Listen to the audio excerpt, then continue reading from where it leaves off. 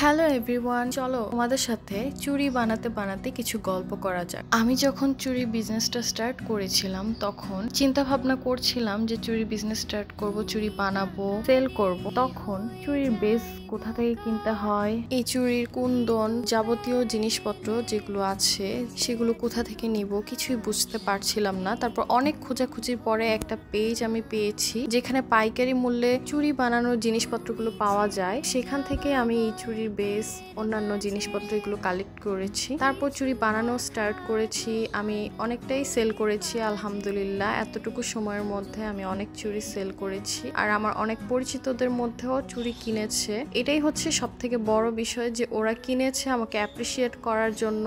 এখনো যে সেল হচ্ছে না তা না, এখনো হচ্ছে। আমি যে কথাটা বলতে চাচ্ছি সেটা হচ্ছে এত পরিমাণে ছোট ছোট চুড়ির পেজ হয়ে গেছে।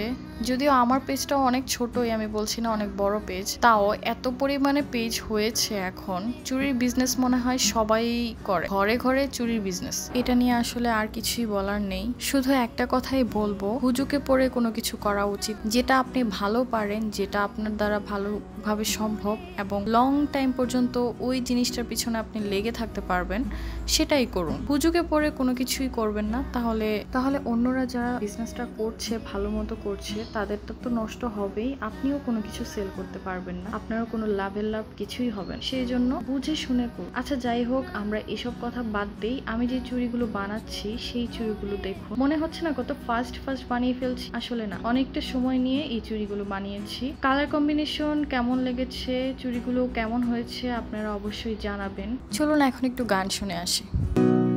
তুমি ছেড়ে যাওয়া গল্পের মাঝে কিছু কথা জোগান হয়ে বাজে। যদি চুড়িগুলো কেমন হয়েছে অবশ্যই জানাবেন। আজকের মতো এখানেই বিদায় নিচ্ছি। সবাই ভালো থাকবেন, সুস্থ থাকবেন। আল্লাহ হাফেজ। আর ভিডিওটা এনজয় করুন। না